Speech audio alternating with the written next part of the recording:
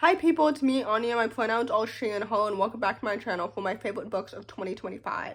In previous videos, I would always talk about my favorite books of the year in chronological order, but in today's video, I've decided to talk about my favorite books of the year from worst to best. So without any further ado, the first book on this list is called These Vengeful Gods. This story is a YA dystopian fantasy following a transgender main character who's the descendant of the god of death, and they are fighting their way through a gladiator-style tournament while trying to keep their identity a secret. And I think this book is so good and so fantastic. I loved the world building and the pacing and the plot and the characters and the family dynamics, and I absolutely loved the queer and transgender representation because this book reminded me of how people continue to treat transgender people in modern day, especially concerning like the government and everything, if you know what I mean. I think this book is so good and it's so well done and it really speaks to transgender rage and queer anger, if that makes any sense. I thought this book was so good and so timely and so relevant, and I loved the found family and everything. So anyway, with that said, I would definitely highly recommend it. The next book on this list is called Not for the Faint of Heart. This story is a YA fantasy following two sapphic main characters, and it's essentially like a Robin Hood retelling. I really enjoyed this book because I thought it was so wholesome, but also so much fun. Like, I loved the plot and the pacing and the characters and the found family and the sapphic romance and the setting and the world building and everything about it. Like, this book is so good and it's so fantastic, and I just really appreciated every single second of this fun adventure. Like, it was so much fun and it was so good and it was so excellent, and I just really enjoyed the characters and their development and the sapphic romance and everything. Like, this book is so good and it's so excellent and it's so much fun, and I keep saying that because I just really enjoyed such a fun, lighthearted book, but it was also like so deep with the characters because I grew to be very attached to them individually as well as together, and the found family like really makes it all seem like so sweet, like a big ice cream sundae. I don't know if that made any sense, but anyway, with that said, I would definitely highly recommend it. The next book on this list is called Come Home to My Heart. This story is a YA contemporary following two sapphic main characters who are falling in love in a conservative environment, and I think this book really speaks to queer people who live in a conservative homophobic household and deal with religious conflict regarding like having their queer identity weaponized against them, if that makes any sense. I thought this book was so good and so well done, and it's so deep and so emotional, and I just really enjoyed every single second of it. I loved the development of their sapphic romance. I loved the development of the characters individually. I loved the plot and the pacing and the writing and everything about it. I think this book is so good and it's so underrated, and it also depicts homelessness like so well. I think this book is so fantastic and it's so good and it's so underrated. And anyway, with that said, I would definitely highly recommend it. The next book on this list is called The Story of My Anger. This story is a YA contemporary following a Dominican-American main character who is navigating racism and book bannings in her high school's theater program. And I love this book so much.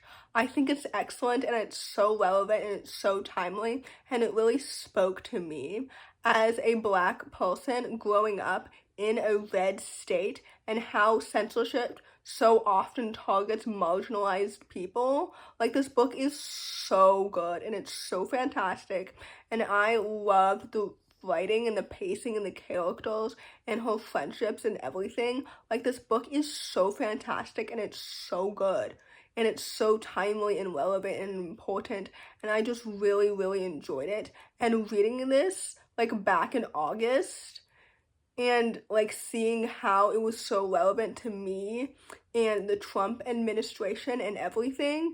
Like, this book is excellent and it's so good and I loved it so much. So anyway, with that said, I would definitely highly recommend it.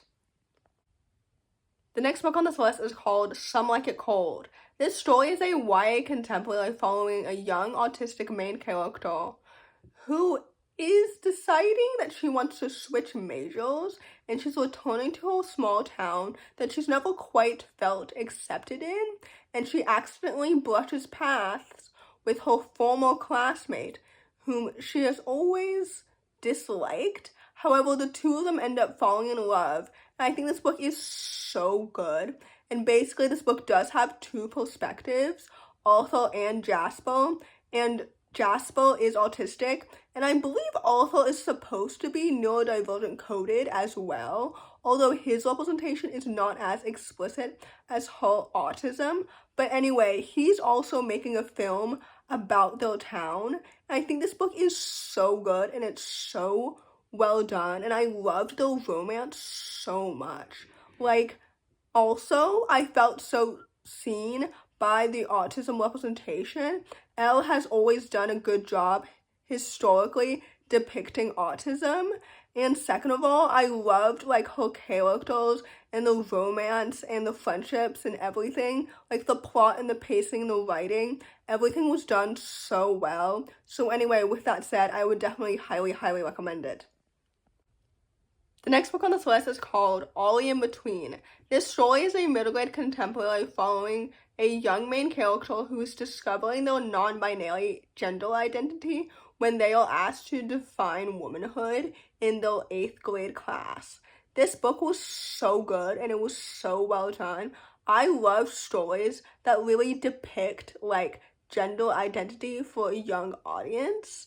And I love like transgender representation because I think it's so important and so timely and so relevant, especially for young transgender non-binary youth. Like, I think this book was so good and so fantastic. I love the characters and the plot and the story and the friendships and the queerness and everything about this book.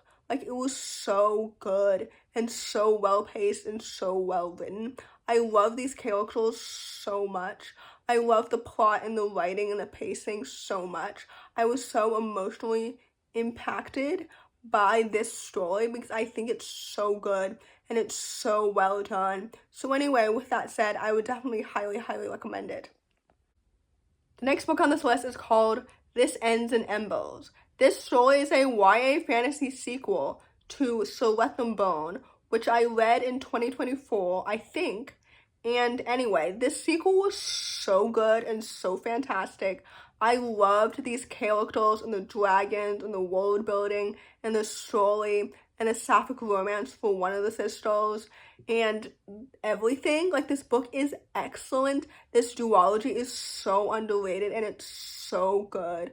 Like, the stakes were amplified. I love the plot and the story and everything. Like, this book is so good and it's so rich and it's so stunning, and this duology is so underrated. I need people to start talking about this series the way that they've been talking about Legendborn. Like, I think this series is so excellent and it's so well done, and I loved how she wrapped everything together so well. Like, this author is so talented, and I know that sounds contradictory because she also wrote one of my least favorite books from this year, as you know from my last video.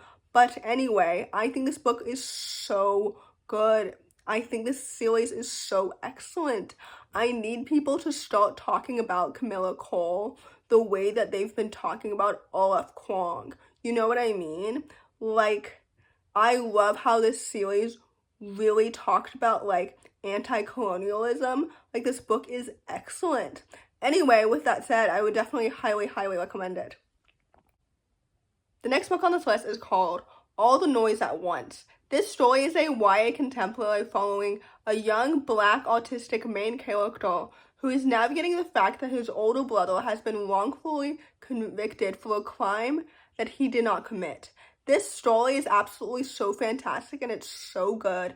I think this book depicts themes of ableism and racism and social justice so well. This is the first book where I truly felt seen by the main character, both for my autistic disability as well as my skin color, because the majority of books that I've read in the past with autistic main characters have all featured white characters. So I loved the intersectionality featured in the main character because all of the characters in this book were humanized and written so well because they each felt so real and honest and transparent. The plot and the pacing and the writing and the family dynamics were written so well. This author is so unbelievably talented, and I'm so excited for the next book. Like, this book was so good, and it's so timely and relevant and so incredibly important. I think this book is so excellent, and it's so good. So anyway, with that said, I would definitely highly recommend it. The next book on this list is called The Poisoned King. For those who don't know, this book is a middle-grade fantasy sequel to Impossible Creatures, which I will be talking about next. This book was so good. I loved it so much. I loved these characters and the plot and the pacing and the world building and the setting. Like, it felt so fresh and so new and so well done. I loved this sequel so much. I'm so excited to continue this series and read the next 3 books. Like, I think that she reinvented the wheel, which I haven't felt since Amanda Foodie's middle grade fantasy series. Like, this book is so good and so well done. I think this author is just as good as Jessica Townsend with her Nevermore series. You know what I mean? Like, I think this book is so good. It's so excellent and it's so well done, and it was such a good, solid sequel. Anyway, with that said, I would definitely highly recommend it. So technically, this is the penultimate book on this list, but it's my second favorite of the year, and it is Impossible Creatures. This book, if you didn't know, is a middle grade fantasy following a young boy from Old who rescues a baby drowning griffin, and basically he discovers that these islands exist. Like, his grandfather has been telling him all of these fantastical stories that he thought were only fantastical, but now he's discovered that this entire universe is actually real, especially when he runs into a girl from said fantastical world who's in danger.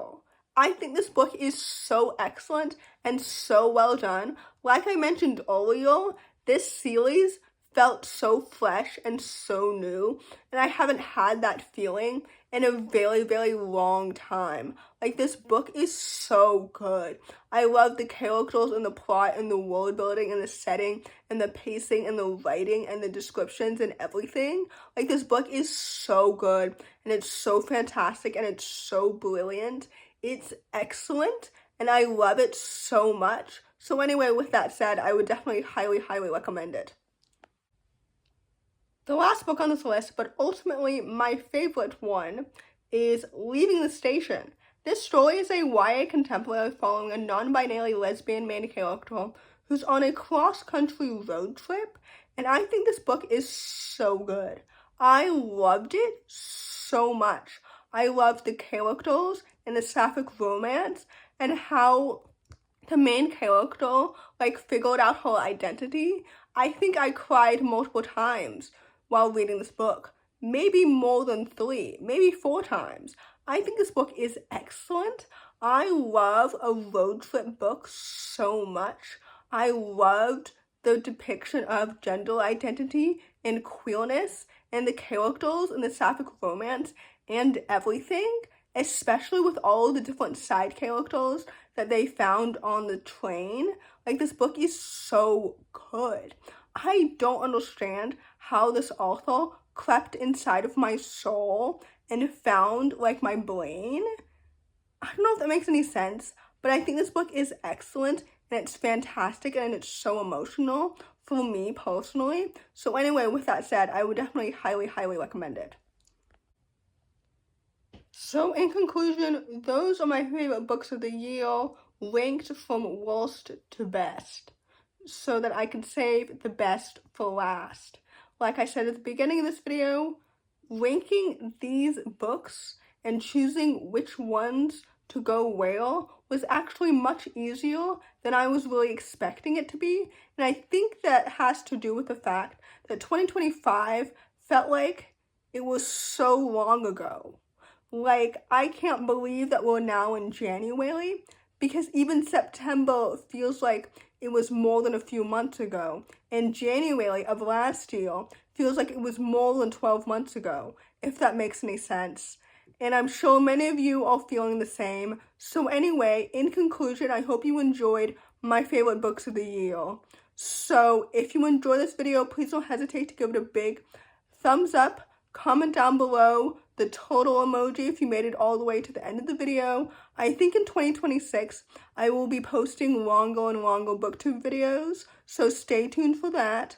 Thanks for watching, and I'll see you in my next video. Bye!